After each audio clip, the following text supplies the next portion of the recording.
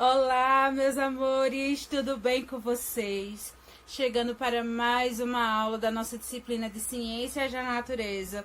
Então, pegue aí o livro de vocês, o caderno e acompanhe o vídeo, claro, a partir das páginas descritas aí no vídeo.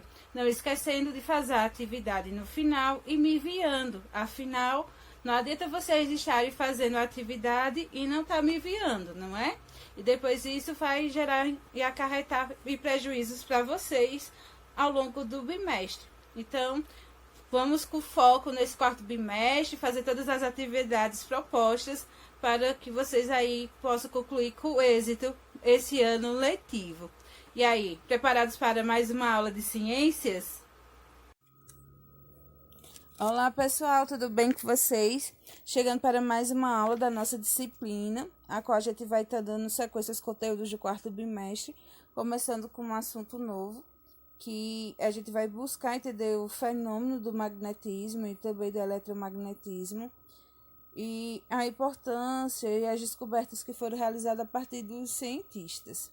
Então, a gente tem a imagem da magnetita, que já vem sendo estudada, já foi estudada há mais de 800 anos antes de Cristo, não é uma coisa de agora. E temos a imagem também do cientista considerado o pai do magnetismo, que é o William Gilbert. Então, o fenômeno do magnetismo está presente em vários aspectos do nosso cotidiano, mas às vezes a gente não dá conta disso. A maioria dos equipamentos elétricos que a gente acaba utilizando, como no caso dos computadores, alto-falantes e motores elétricos, depende desse fenômeno para que eles funcionem. Então, o interesse pelo estudo do magnetismo não é algo recente, não é algo de agora. As civilizações já antigas já buscavam conhecer os fenômenos produzidos por certas rochas que, ao serem aproximadas de determinados corpos, tinham a propriedade de atraí-las.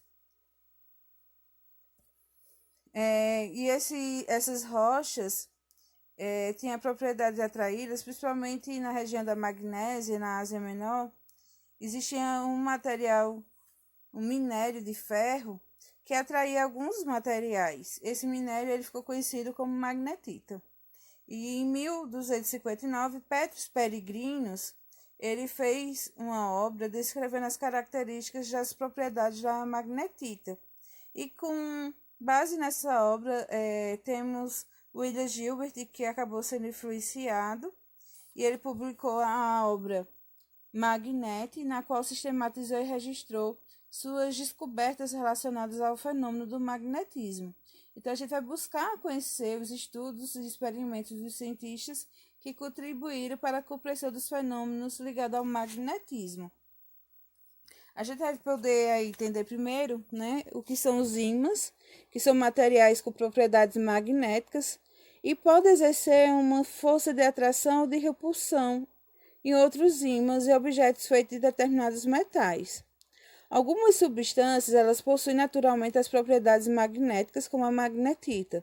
No entanto, existem substâncias que podem adquirir as propriedades magnéticas por meio de um processo conhecido por imantação. Então, alguns materiais eles vão acabar se imantando com facilidade. Isso a gente tem como o ferro, como esse material que acaba sendo imantado com facilidade, o níquel, o cobalto e algumas ligas metálicas de ferro. Então, quando esse material ele acaba sendo imantado, ele vai adquirir de forma permanente as propriedades magnéticas, que é conhecido como ímã artificial. E podemos caracterizar os ímãs pela existência de dois polos magnéticos opostos, o polo norte e o polo sul. Se quebrarmos um ímã ao meio, como apresentado nessa imagem aqui, se a gente quebrar ele ao meio, não isolaremos um polo do outro, ou seja, não criaremos dois ímãs com apenas um polo cada. A gente não vai ter um ímã com o norte e um ímã com o sul, o polo norte e o polo sul, quando quebrarmos. A gente vai ter em cada ímã a formação de dois polos né? A gente vai ter ímãs menores, mas que vai representar os dois polos, tanto o norte como o sul. E se a gente dividir esses ímãs novamente, a gente vai ter mais ímãs e também que esses ímãs vão apresentar essas mesmas características, com o polo norte e o polo sul. Então, na natureza, não há monopolos magnéticos. Todo material magnético é constituído de dois polos magnéticos, o norte e o sul. E no trabalho realizado por Gilbert, ele notou que os ímãs eles acabam interagindo entre si de acordo com seus polos magnéticos. Se tentarmos aproximá-los por polos iguais, eles vão acabar se repelindo, como vocês podem estar vendo aí na imagem, onde o polo sul eles vão se repelir, assim como o polo norte com o polo norte vai haver uma repulsão. Isso a gente pode ver aqui. Já os polos opostos, né? Ele percebeu que eles acabavam se atraindo quando eles eram aproximados. Então, polos diferentes haviam uma atração. Isso a gente percebe nessa imagem aqui, onde o polo sul acaba atraindo o polo norte e o polo norte acaba atraindo o polo sul. Então, a gente pode concluir que polos magnéticos iguais se repelem e polos magnéticos diferentes acabam se atraindo. O campo magnético é a região em volta de um ímã na qual um objeto sofre a ação da força magnética, que aí a gente chama de campo magnético. As linhas do campo magnético, né, de linha de campo magnético, mostra a direção da força magnética e sempre aponta do polo norte para o polo sul. Quanto mais próximo as linhas de campo, maior é a força magnética. Aí a gente vai destacar a questão do magnetismo, né, ligado à parte terrestre, o magnetismo terrestre. Quando iniciamos o estudo do magnetismo, discutimos que seus fenômenos estão presentes em nosso cotidiano e muitas vezes não nos damos conta disso, lembram? Essa informação pode ser exemplificada com um fato muito curioso. A Terra ela possui um campo magnético. É como se existisse um enorme ímã em seu interior. William Gilbert, em sua obra de Magnetic, foi o primeiro a afirmar que a Terra tem um campo magnético próprio, relatando que ela se comporta como um imenso ímã. Além disso, ele acabou relacionando o princípio do funcionamento das bússolas ao magnetismo terrestre. De maneira semelhante a um ímã, a Terra possui um polo norte magnético e um polo sul magnético. Esses polos não coincidem com os polos geográficos da Terra, mas se encontram próximo a eles.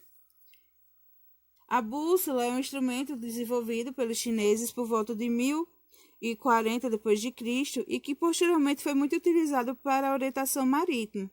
No entanto, a literatura chinesa antiga traz referência de que muito tempo atrás, né, antes dessa época, os chineses já conheciam algumas propriedades da magnetita. Adivinhadores da sorte, os chineses acabavam confeccionando uma espécie de uma tábua, na qual eles faziam adivinhações. Essa tábua era chamada de shui, que é essa imagem aqui representada do lado esquerdo, direito de vocês, quer dizer.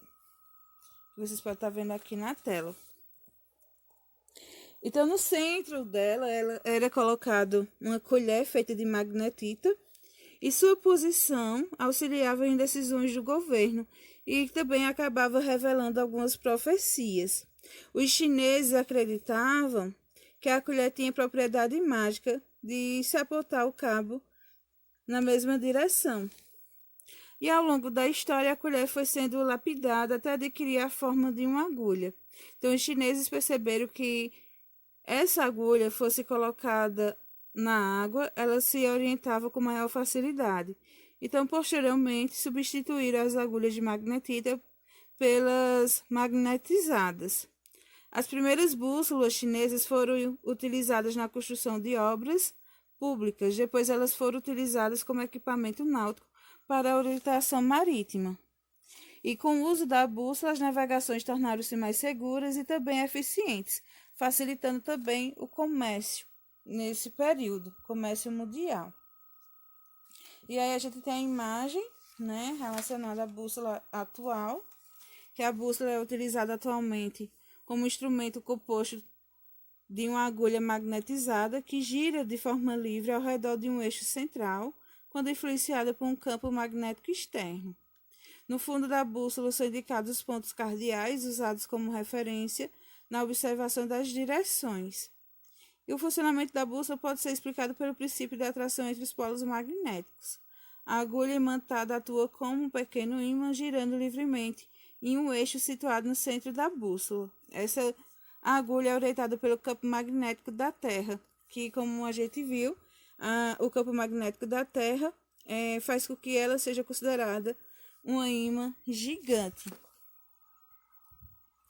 O eletromagnetismo, por volta de 1820, o físico e professor dinamarquês Hans Christian Ørsted observou que ao conectar as extremidades de um fio condutor aos polos de uma pilha, a agulha imantada de uma bússola próxima a esse fio se movia, estabilizando em uma direção diferente da que estava.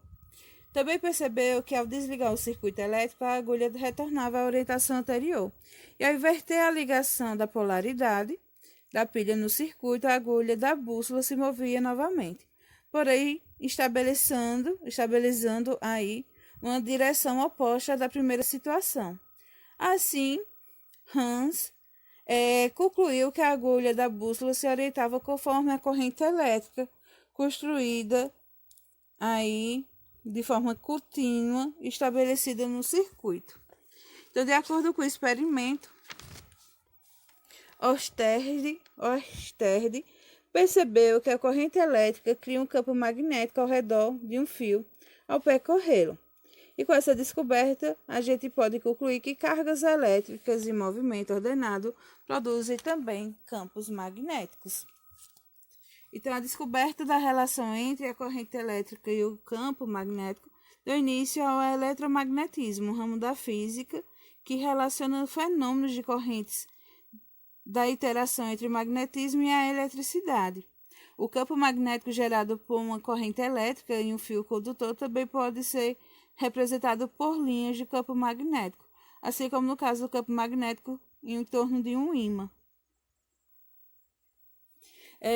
Esse fenômeno é de importante aplicação nessa propriedade da corrente elétrica, que dá a possibilidade de imantar objetos. Se enrolarmos o fio condutor em torno de um corpo de ferro e aplicarmos nele uma corrente elétrica, o campo magnético produzido irá imantar esse corpo de ferro, que passará a se comportar como um ímã artificial. Lembra que a gente viu logo no início dos slides que um corpo ele tem facilidade de ser imantado, ele pode ter aí a formação, ter a função de um ímã artificial.